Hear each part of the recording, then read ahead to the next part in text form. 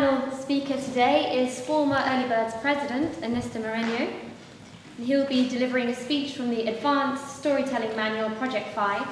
When I asked Ernesto what his passion was, he said, "I feel very passionate about writing this speech." With a speech entitled The Search for My Father, please welcome to the stage Ernesto Moreno.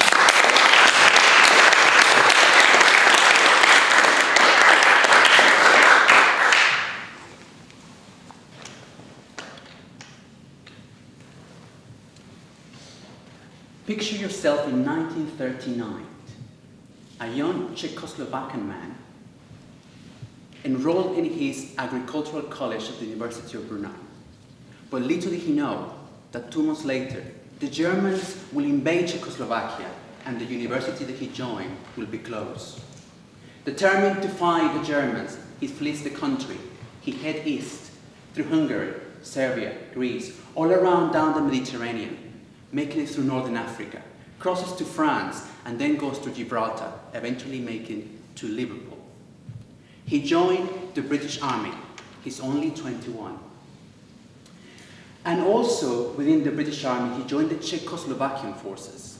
He served to the British Army for a few years, and during service, he meets a beautiful British lady. Her name was Joyce. Joyce and František fall in love and eventually get married. And like every single couple, they hope to be together forever after. But later on, in 1944, in the middle of the Second World War, it is decided that the British Army, the Czechoslovakian forces, will join the Russians to fight in Czechoslovakia, to fight the Germans from the east.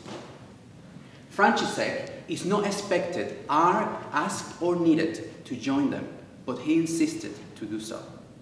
He left England aiming for the area of the battle, knowing that his wife was pregnant and that his first child would be born early the following year. He arrived at the battlefield in the border between Slovakia and Poland, and just 2 months after, he gets killed by German gunpowder. His friend Jan Flax takes his body and put it in a farmhouse, comes back 2 days later and buried him. Jan Flack, his friend, write a detailed account of what happened and send a letter to Joyce telling him that he's dead. 4 months later, František Jr., who I'm now referred to Franta, was born in England. Fellow Toastmasters and most welcome guests, this is the story of a man, Franta, who spent 50 years of his life trying to find the dead body of his father. František was born in England and always grew up really obsessed with trying to understand where his father was.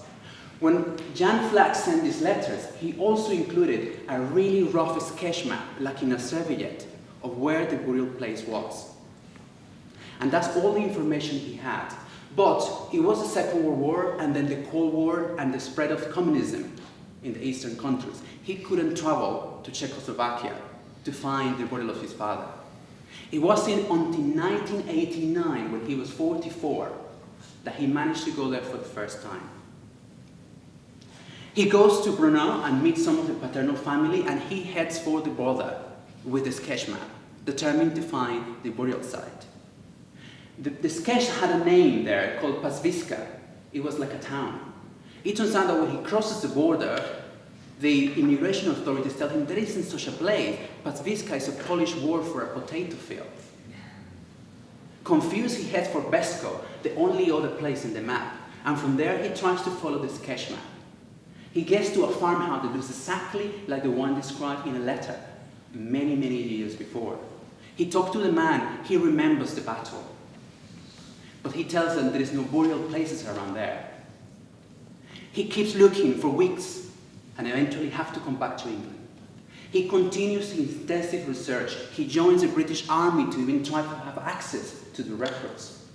No luck, because back in 1992, again to Czechoslovakia, this time with a cousin, they head for the area. She arranged for him to meet a historian, the director of the Army Museum in the area. He listened to the story, see all the evidence.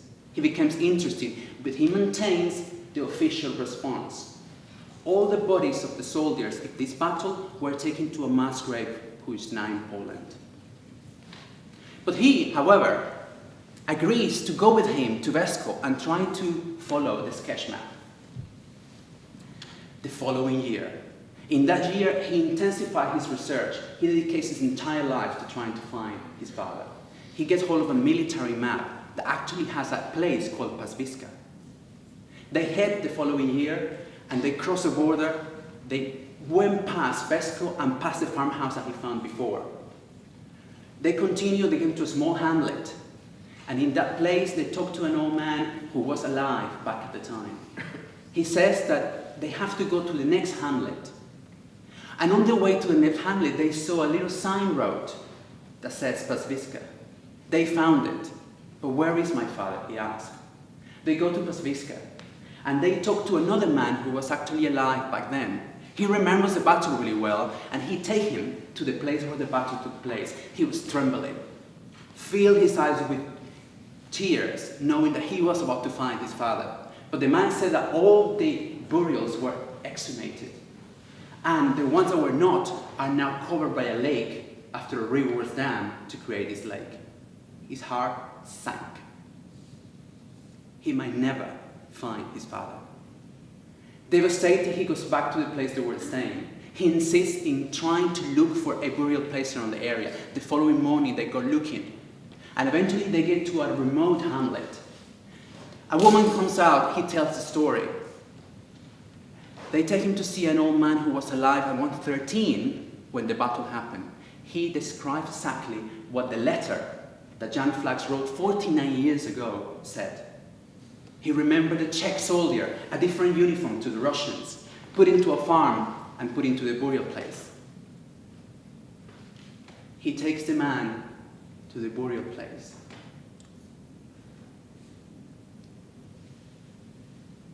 František found his father. 49 years later, when the information wasn't available and where the maps were inaccurate.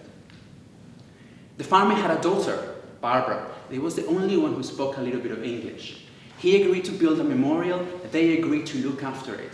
He promised he would visit often. He keeps in touch with the daughter. They sent letters and Christmas cards and photographs. And with time, they fell in love. Forward 10 years on, this is 2003. I, Ernesto, arrived in England. I enrolled in my English school. The t-shirt that I had in my English school every day wasn't there this day. Instead, we had a substitute t-shirt. I walk into this room, and the man wrote a massive big word, ambitions. And he says he's not going to follow the book. He says he just wants to talk to us about our ambitions. He wanted us to practice our speaking. It was a fascinating class. I was inspired. I came at the end of the class and told the man, I'm looking for private tuition to prepare for my exam at university. Will you be my tutor? He agrees.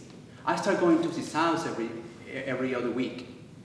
And every time he wrote a word, and he asked me to tell him a story about my life around that word. In return, he will tell me stories about his life around that word. Our conversation became deeply emotional and philosophical. I was fascinated by this man. He was a true inspiration. He was Franta. He was now a retired man in his 60s. And he also told me a secret, that a lady that was with me in class was his wife, Barbara, the daughter of the farmer who led him to his father. I was there in the middle of the two of them, not having an idea of the wonderful story that was just in front of me. A story that began with war and pain in 1939, finished with a happy ending, where Franta found his father, and not only he found his father, he found love. He found love in the place where his mother lost hers. His father brought him love.